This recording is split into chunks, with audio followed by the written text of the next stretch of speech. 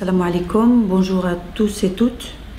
L'objectif de cette interview serait que l'histoire de mon frère, donc le vécu, cette très mauvaise expérience qu'il a vécue dernièrement au Maroc, car il a été extradé le 14 décembre 2010 au Maroc, soit connue de tous les Marocains.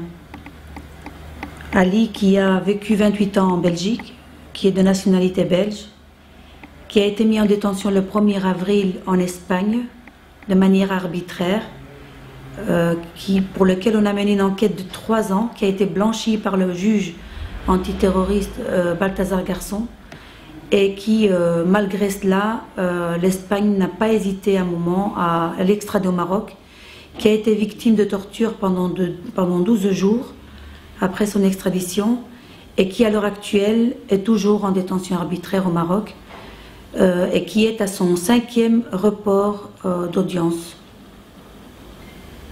Donc à l'heure actuelle, Ali est toujours en détention au Maroc, à la prison de Salé, près de Rabat.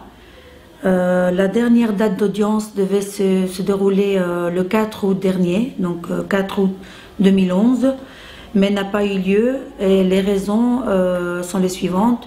C'est que l'interprète que les avocats ont exigé afin que mon frère puisse comprendre son jugement n'était pas présent à l'audience.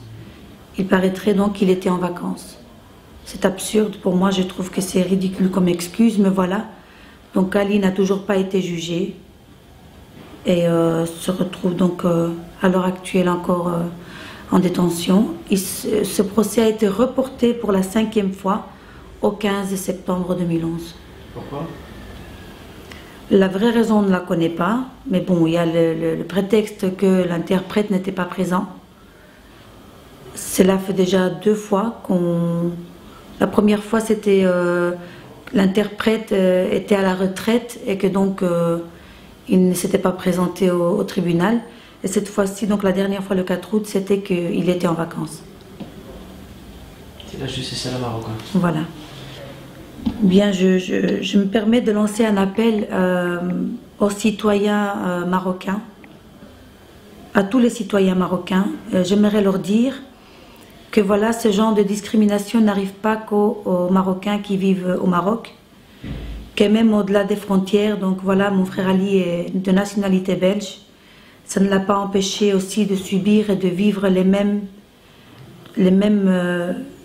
sévices que beaucoup de Marocains vivent là-bas au Maroc, qui sont victimes de ce régime que j'estime dictatorial et totalitaire, et qui va à l'encontre de toute bonne conscience. Moi, je dirais que j'aimerais interpeller les citoyens marocains à réaliser à quel point une injustice vécue dans un pays peut avoir des rebondissements même au-delà, et qu'il est extrêmement important de s'informer. Donc mon souhait, ce serait que les citoyens marocains s'unissent. C'est extrêmement important pour moi, l'union.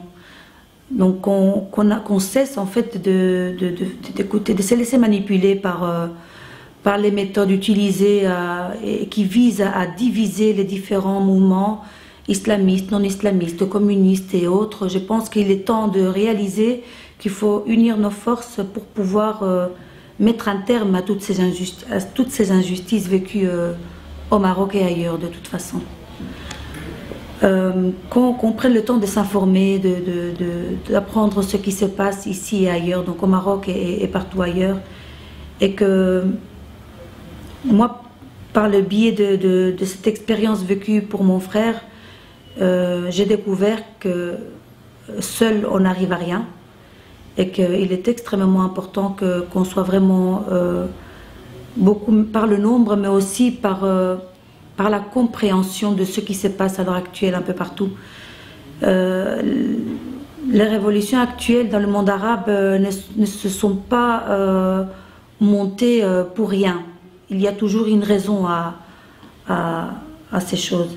Donc moi je pense que si je dois lancer un appel, c'est l'appel à l'union pour créer une force, continuer de revendiquer nos droits, une vraie démocratie, une vraie liberté, des vrais droits sociaux et maintenir bien entendu le soutien à tous ces détenus, à tous ces prisonniers politiques ou pas politiques, parce que je suis sûre qu'au Maroc il doit y en avoir énormément de cas de détention arbitraire.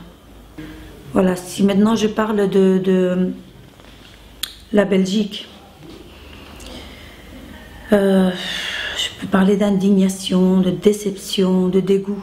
Ça va vraiment très très très loin les sentiments que je porte à l'État belge, pour la simple raison qu'on s'estimait à l'abri en ayant vécu, on a mené toute une vie dans cet état de droit qu'est la Belgique, et qui pour finir ne s'est jamais soucié de ce qu'il allait advenir de Ali. À tout moment, on a reçu un refus d'intervenir, malgré mes maintes demandes, mes multiples demandes au ministère des Affaires étrangères et mes appels au consul belge au Maroc, et d'abord en Espagne d'ailleurs.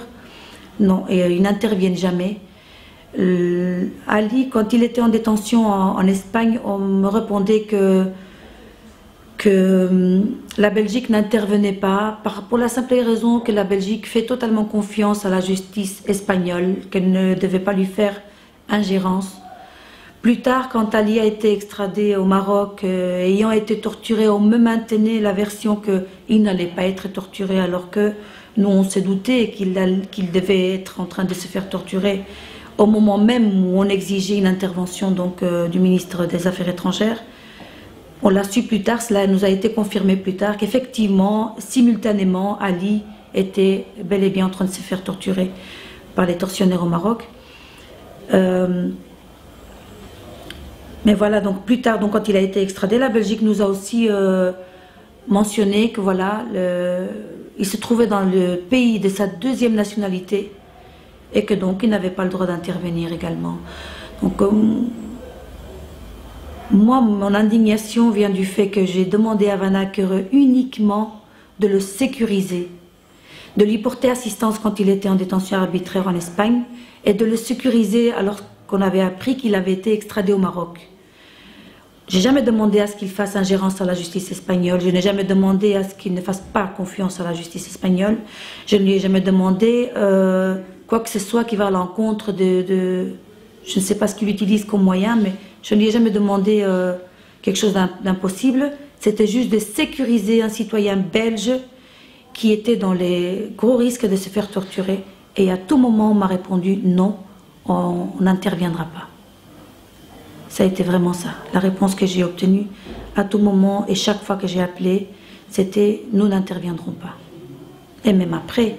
Et ils maintiennent encore à l'heure actuelle que la torture au Maroc n'existait pas. C'est vraiment honteux. Comme dernier appel, donc je vais demander aux citoyens marocains, mais plus précisément donc aux différentes organisations, mouvements, associations pour les droits de l'homme, à tous les citoyens qui se sentent concernés, de venir s'il vous plaît assister au tribunal de Salé le 15 septembre à la prochaine audience, donc jugement de Ali Arras, qui est mon frère.